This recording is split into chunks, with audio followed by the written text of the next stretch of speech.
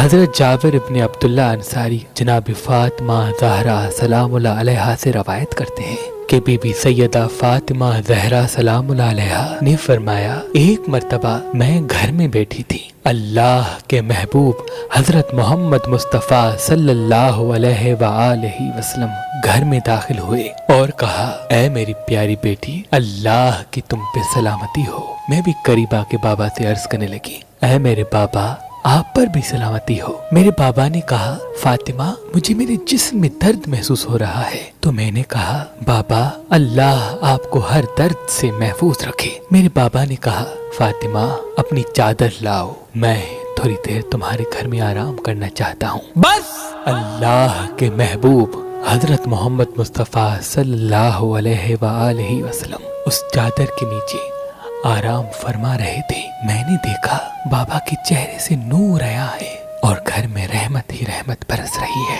ابھی تھوڑا ہی وقت گزرا کہ اتنی دیر میں میرے بڑے بیٹے حسن ابن علی تشریف فرما ہوئے اور کہا، سلامتی ہو آپ پر اے ہماری ماں۔ میں نے کہا، تم پر بھی سلامتی ہو جنت کے جوانوں کے سردار۔ حسن نے کہا، ماں، مجھے گھر میں میرے نانا کی خوشبو آ رہی ہے۔ میں نے کہا، ہاں حسن، تمہارے نانا چادر کے نیچے آرام فرما رہے ہیں۔ حسن قریب گئے، نانا جان سلام۔ میرے بابا نے کہا، اے میرے پیارے نوازے، تم پر بھی سلام۔ حسن نے کہا، نانا، کیا میں آپ کے ساتھ چادر میں آ سکتا ہوں؟ میرے بابا محمد صلی اللہ علیہ وآلہ وسلم نے کہا، ہاں حسن، تم چادر میں آ جاؤ۔ بس میرا بیٹا حسن اور میرے بابا آرام فرما ہی رہے تھے کہ میرے بیٹے حسین آ گئے۔ آ کر ہی کہا، اے میری پیاری ماں، آپ پر اللہ کی سلامتی ہو۔ میں نے کہا، اے میرے حسین، میری آنکھوں کے نور، تم پر بھی اللہ کی سلامتی ہو۔ حسین نے کہا، ماں، مجھے میرے نانا کی خوشبو آ رہی ہے۔ میں نے مسکرا کے کہا، ہاں ہاں حسین، تمہارے نانا اور تمہارے بڑے بھائی حسن چادر کے نیچے آرام فرما رہے ہیں۔ حسین دوڑتے ہوئے گئے اور کہا، نانا، کیا مجھے اجازت ہے میں چادر میں آ جاؤں؟ تو میرے بابا نے کہا، ہاں حسین، تم آ جاؤ۔ بس میرے بابا اور حسن و حسین آرام فرما ہی رہے تھے کہ اتنی دیر میں اللہ کے ولی علی ابن ابی طالب علیہ السلام آ گئے اور آ کر ہی کہا، اے رسول اللہ کی بیٹی، تم پر سلام ہو۔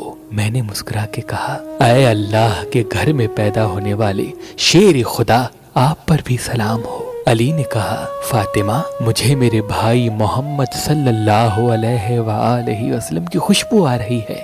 میں نے کہا، ہاں حسنین کے بابا، اللہ کے رسول میرے بابا اور آپ کے فرزند چادر کے نیچے آرام فرما رہے ہیں۔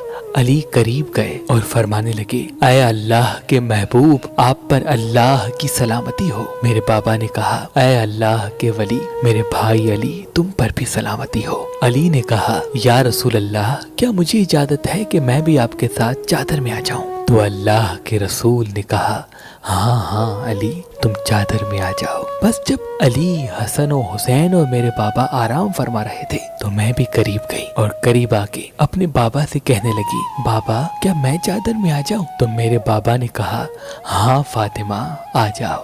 بس جب ہم پنجتن پاک چادر میں جمع ہوئے تو میرے بابا محمد صلی اللہ علیہ وآلہ وسلم نے آسمان کی طرف اشارہ کیا اور کہا، اے اللہ، یہ ہے میری اہل بیت، ان کا خون میرا خون ہے، ان کا جسم میرا جسم ہے۔ جنہوں نے ان کو تکلیف دی انہوں نے مجھے تکلیف دی، جنہوں نے ان کو ستایا اس نے مجھ محمد کو ستایا۔ جو ان کے دوست ہیں اے اللہ، وہ میرے دوست ہیں، کیونکہ یہ مجھ سے ہیں اور میں ان سے ہوں۔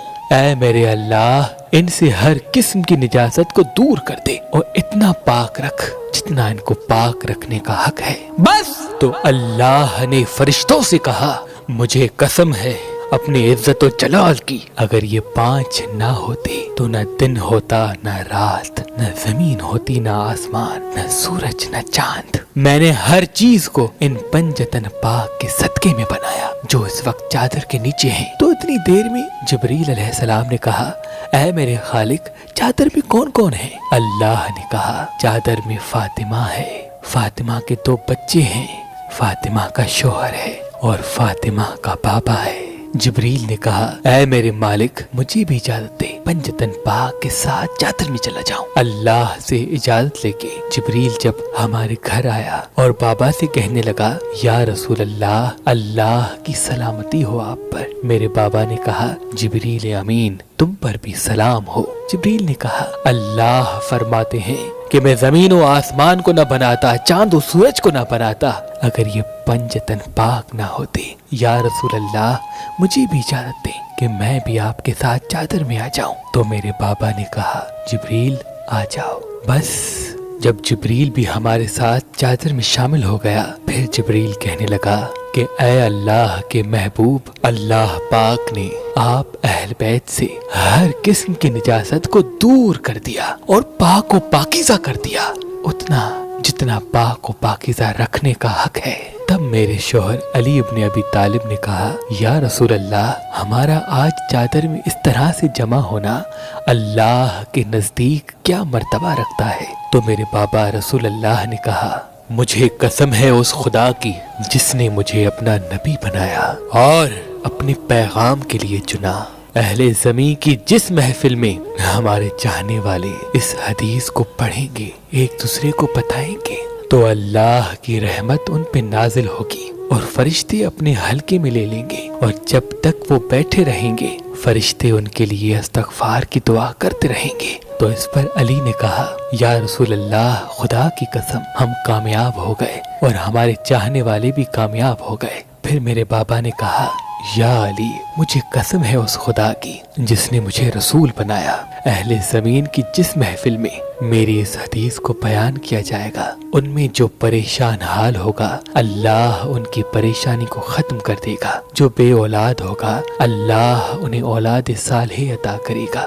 جو بیمار ہوگا اللہ انہیں شفا عطا کرے گا، جو حاجت جو رکھے گا اللہ اپنی دربار میں قبول و مقبول فرمائے گا۔ تو علی نے کہا یا رسول اللہ، اللہ نے ہمیں کامیاب کر دیا اور ہمارے چاہنے والوں کو خوش نصیبی سے نواز دیا، خوش نصیبی سے نواز